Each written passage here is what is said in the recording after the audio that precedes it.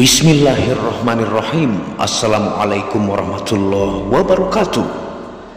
Alhamdulillahirabbil alamin wassalatu wassalamu ala asyrafil anbiya'i wal mursalin sayyidina Muhammad wa ala alihi wa sahbihi ajma'in. Rabbi shrah li sadri wa yassir li amri wahlul 'uqdatam min lisani yafqahu qawli. Alhamdulillah, bersama saya lagi dengan Muhammad Hamdan Al-Ghazali dalam Tauhid Metafisik. Pada kesempatan yang berbahagia ini kita akan membahas tentang video wajib mengenal ruh, karena hanya ruh yang bisa bicara langsung dengan Tuhan. Tonton video ini sampai selesai supaya Anda mengerti, tidak gagal faham dan tidak menjadi fitnah karena kegagal fahaman Anda. Kita mulai dengan sabda Rasulullah SAW.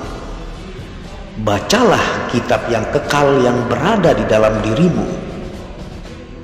Apa yang dimaksud kitab yang kekal yang berada di dalam dirimu? Itulah Al-Quran yang mulia, Al-Quran sejati yang ada di dalam diri. Dengan zikir hati akan menjadi tenang dan tentram. Dalam Quran surah Ar-Ra'd ayat 28. Telah aku turunkan az-zikir dalam Quran surah Al-Hijr ayat 9. Arti dari az-zikir adalah Al-Quran. Aku jadikan Al-Quran itu cahaya, An-Nur dalam Quran surah Asy-Syura ayat 52. Allah adalah cahaya, An-Nur adalah Allah dalam Quran surah An-Nur ayat 35. Berarti az-zikir adalah Allah. La ilaha illallah adalah statement semata, pernyataan kita. Esensinya adalah Allah. Bila kita mengucapkan ikrar la ilaha illallah tanpa memahami esensinya, sama juga bohong. Wajar bila ada sesepuh yang mengatakan dengan berzikir Allah Allah Allah, maka insya Allah Tuhan akan memperlihatkan cahayanya. Amin amin ya rabbal alamin. Menurut Rasulullah, urusan dunia engkau lebih tahu. Tata cara beribadah ikutilah caraku. Kita harus bisa mati sebelum mati. Sekarang yang harus kita renungkan dan yang harus kita kaji ulang adalah, apakah yang dilakukan Muhammad di Gua Hiro sebelum beliau menjadi nabi? Sebelum beliau dinobatkan menjadi Rasulullah? Pada saat itu belum ada Al-Quran dan Sunnah Rasulullah SAW sebagai pedoman hidup bagi umat Islam. Belum ada perintah sholat seperti sekarang. Namun beliau sangat berhasil mendekatkan diri dan berkomunikasi dengan Tuhan secara efektif. Bagaimanakah caranya agar kita bisa dekat serta bisa berkomunikasi dengan Tuhan seperti beliau? Perhatikan surah Al-A'raf ayat 172. Bukankah aku Tuhanmu? Semua ruh menjawab, benar, kami bersaksi. Dalam surah Al-Hijr ayat 29. Apabila telah aku sempurnakan kejadiannya, aku tiupkan ruhku kepadanya. Hanya ruh yang bisa berkomunikasi dengan Tuhan, karena ruh berasal dari cahaya Allah. Berarti cahaya dengan cahaya saling berkomunikasi. Sesuai dengan hadis Rasulullah, mengenal Tuhan harus melalui Tuhan. Agar ruh kita bangkit, maka jasmani harus dimatikan. Kerja otak harus dihentikan. Otak harus berhenti berpikir. Ego kita harus matikan agar kesadaran ruh bangkit untuk berkomunikasi dengan Allah. Hening tanpa suara, tanpa kata-kata. Karena yang bisa berkomunikasi serta yang akan kembali kepada Tuhan adalah ruh. Oleh karena itu, hati harus bersih dari segala macam nafsu. Petunjuk dari Allah datangnya ke hati, bukan ke otak. Jangan terpesona pada suara-suara yang lewat telinga. Itu bisikan setan. Bila mendengar bisikan atau suara lewat telinga, kita mohon di dalam hati kepada Allah. Ya Allah, hamba mohon mukjizatnya 2 kalimat syahadat. Sambil menahan nafas, baca dalam hati 2 kalimat syahadat. Melalui imajinasi tiupkan ke telinga kita yang menerima bisikan. Pada saat Rasulullah pertama kali menerima firman Allah, beliau menggigil ketakutan karena mendengar suara yang menakutkan. Bumi terasa berguncang. Ketika menerima firman-firman Allah berikutnya, beliau sudah terbiasa. Suara yang terdengar pun bervariasi. Suatu ketika berdengung seperti suara lebah, kadang-kadang seperti suara lonceng, suara seruling, musik surgawi yang merdu. Setelah mendengar suara-suara tersebut, Rasulullah merasa bahwa firman itu sudah ada di dalam kolbunya. Dengan demikian, sesungguhnya Al-Quran sudah terprogram dalam hati kita masing-masing, yang disebut Al-Quran Qadim atau Al-Quran yang hidup. Perhatikan beberapa firman Allah dalam Quran surah Al-Baqarah ayat 97. Dialah Jibril yang telah menurunkan Al-Quran ke dalam kolbumu atas izin Allah. Al-Quran ini adalah ayat-ayat yang nyata di dalam hati orang-orang yang diberi ilmu, dan hanya orang-orang durjana yang mengingkari ayat-ayat kami dalam Quran surah Al-Ankabut ayat 49. Dia Allah akan memberi petunjuk kepada hatinya dalam surah At-Tagabun ayat 11. Sesungguhnya Al-Quran yang mulia berada pada kitab yang terpelihara dan tidak tersentuh kecuali oleh mereka yang disucikan, dalam Quran surah Al-Waqiah ayat 77 sampai 78. Oleh karena itu Rasulullah SAW bersabda, bacalah kitab yang kekal yang berada di dalam dirimu. Apa yang dimaksud kitab yang kekal yang berada di dalam dirimu? Itulah Al-Quran yang mulia, Al-Quran sejati yang ada di dalam diri. Kenapa Rasulullah pun tidak menganjurkan mencari Tuhan ke Mekah, namun mencari Tuhan ke dalam diri? Apakah Tuhan ada di Mekah? Barang siapa mengenal dirinya, maka dia mengenal Tuhannya.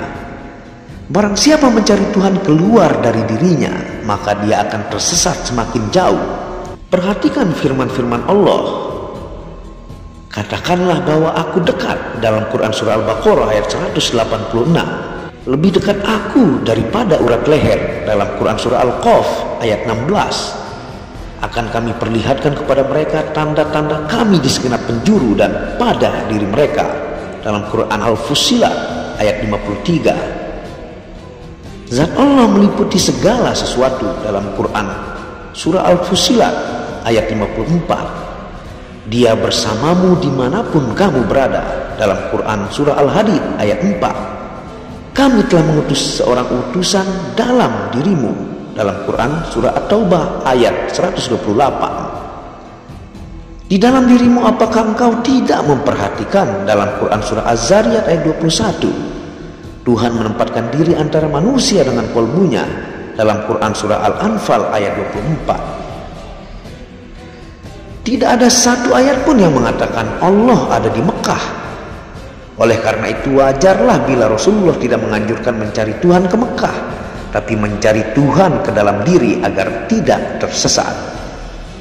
Pasalnya, ungkapan man arafa nafsahu faqad arafa rabbahu yang bermakna jika kenal diri maka mengenal Tuhan, itu bukanlah hadis dari Rasulullah. Tapi kenapa dipopulerkan oleh banyak ulama-ulama masyhur?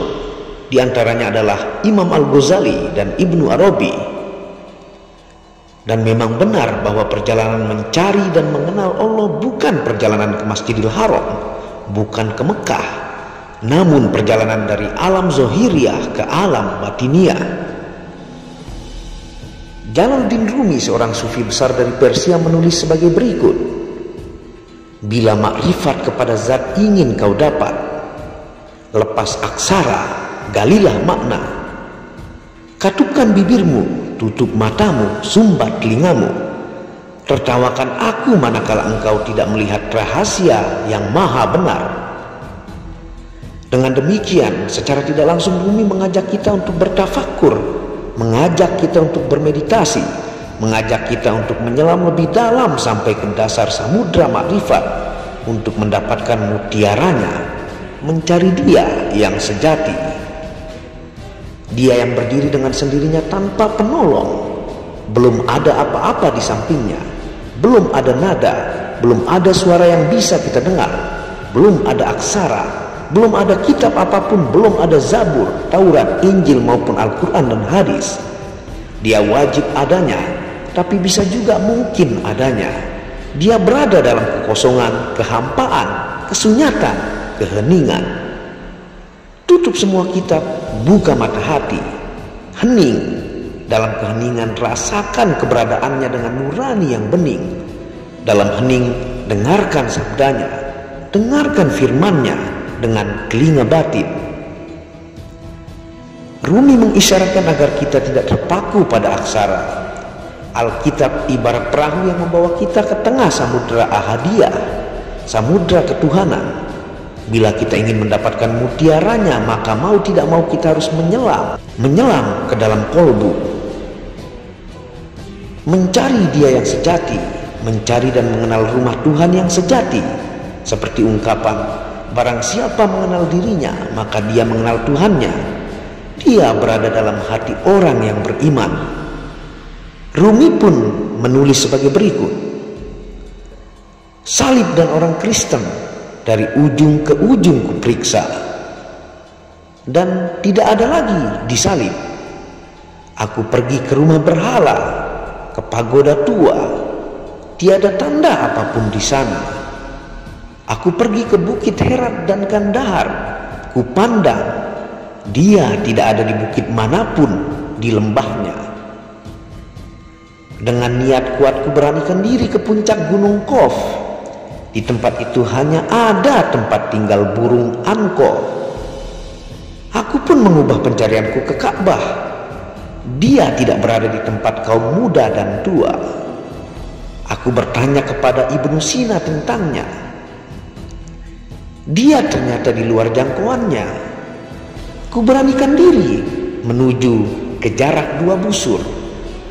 Dia pun tidak ada di ruang agung itu. Aku menatap hatiku sendiri. Di sana kulihat Dia. Dia tidak berada di tempat lain. Sesuai dengan hadis qudsi, yaitu aku tidak berada di langit, aku tidak berada di bumi, namun aku berada dalam hati seorang yang beriman. Pada bagian lain Rumi menulis sebagai berikut: jauh di dalam kolbu ada cahaya surga, marak menerangi paras lautan tanpa suara yang tiada batas. Oh, bahagianya mereka yang menemukannya dalam tawakal, rupa segala yang dipuja setiap insan. Sia-sialah kita mencari dengan nafsu tak terjinakkan untuk sampai pada visi satu jiwa abadi. Cinta, hanya cinta yang dapat membunuh apa yang tampaknya telah mati, ular nafsu yang telah membeku. Hanya cinta lewat air mata doa dan nyala rindu. Terungkaplah pengetahuan yang tak pernah dapat di sekolah. Semua menuju ke satu tujuan dalam Tuhan. Pada bagian akhir dari puisi ini Rumi menulis, ketika kebenaran bersinar, tiada kata dan cerita yang dapat terucap, kini dengarkan suara di dalam hatimu. Selamat berpisah. Selamat berpisah adalah ucapan selamat atas berpisahnya ruh dari jasad. Dengan demikian sesungguhnya Rumi pun mengisyaratkan kepada kita untuk bisa mati sebelum mati melalui meditasi cahaya dan meditasi sabda. Meditasi untuk melihat cahaya dan mendengarkan sabda Tuhan di dalam kolbu. Karena kolbu adalah Al-Quran tanpa tulis, sebagai sumber sabda, sebagai sumber firman. Ingat baik-baik, petunjuk dari Allah itu ke hati, bukan melalui telinga. Wallahu a'lamu bishawab. Terima kasih sudah menonton video Muhammad Hamdan Al-Ghazali ini tentang bagaimana kita menyelami kolbu kita, mengenali ruh kita secara perlahan. karena ruhlah yang bisa berkomunikasi dengan ruh. Karena unsur kita sebagai manusia adalah percikan dari ruh Tuhan. Dalam dalil innalillahi wa inna ilaihi raji'un, dariku kembali padaku, maksudnya adalah dari ruhku kembali ke ruhku ketika kita meninggal. Dan itulah salah satu alasan kenapa malaikat dan iblis disuruh sujud kepada manusia, karena hanya manusialah yang diberikan percikan ruh dari Tuhan itu sendiri. Dan marilah kita menyelami lautan diri yang begitu dalam sehingga Anda mengenal pencipta Anda.